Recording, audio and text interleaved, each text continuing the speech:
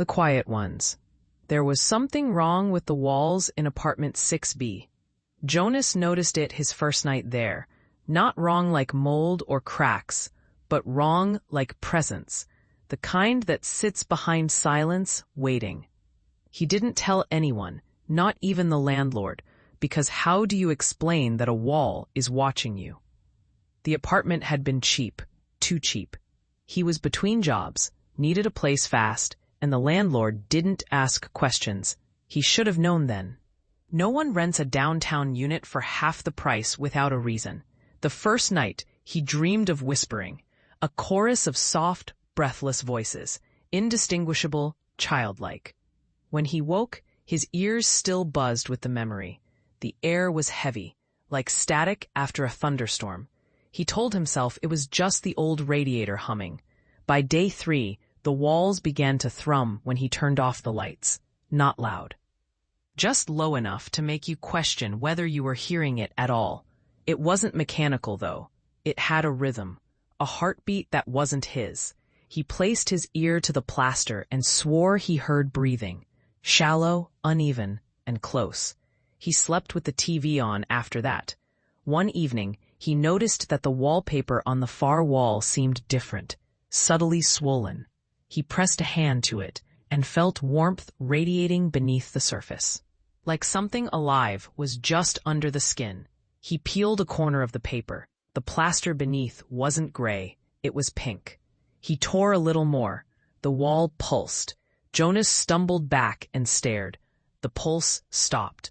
The color faded. He blinked, and the wall was normal again. He laughed. Too loud, too long.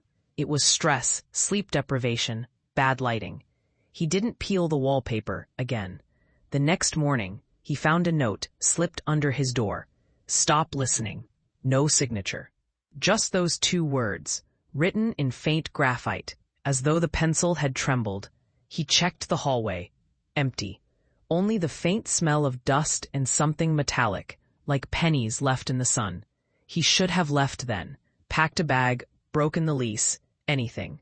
But curiosity is a slow poison. He began to listen harder instead. The whispers grew clearer.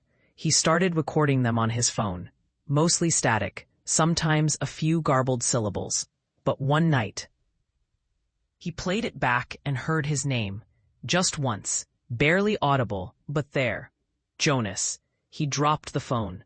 The recording continued to whisper, though he hadn't pressed play again. He unplugged the device, battery and all. It kept whispering until he smashed it. After that, the walls began to talk even when he wasn't listening. They didn't whisper anymore. They spoke directly. Murmurs threading between his thoughts, matching the rhythm of his breath. The voices weren't cruel, just persistent, familiar. They told him things he had forgotten, where his childhood dog had been buried, the smell of his mother's last meal, the words of a fight he thought he'd imagined. They knew him better than he knew himself. He began responding out loud. Small things at first. Yes, no, I remember. Then questions. Who are you? Why me? No answers. Only silence that seemed smug. He stopped leaving the apartment. The outside world didn't feel real anymore. He lived in the rhythm of the breathing walls, fed by the hum of unseen lungs. After a week of isolation, there was a knock at the door. 3 slow taps. He opened it to find the landlord. Everything all right, Mr. Hale? Jonas tried to answer, but his throat locked. The landlord peered past him into the apartment and frowned. You've been talking to them, haven't you? Jonas froze. To who? The landlord sighed. They don't like when you listen. He stepped closer, eyes flicking toward the swollen wallpaper. You should have kept the TV on. Before Jonas could ask what he meant, the landlord turned and walked away. No keys, no clipboard, no explanation. That night, the walls were louder than ever. The next morning, there was a crack along the ceiling. Thin, branching, like veins spreading from a wound. The hum deepened, resonating in his chest cavity. He pressed his palms against the wall and whispered, I'm sorry.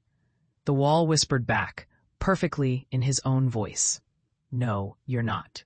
He woke hours later, or maybe days. The apartment was dark, except for the faint pulse glowing beneath the plaster. The furniture was gone. The walls were breathing in full now, their inhalations bending the air, making the floorboards shift. He should have been terrified, but all he felt was relief. The sound had become familiar, comforting, like home. When the neighbors reported the smell weeks later, the police broke in. They found the apartment empty except for a pile of clothes in the corner, and the faint echo of whispering trapped in the recording app of a broken phone. No one ever rented apartment 6B again. But at night, if you pressed your ear to the wall in the hallway, you could still hear Jonas breathing. Or maybe it's the wall that's breathing through him now.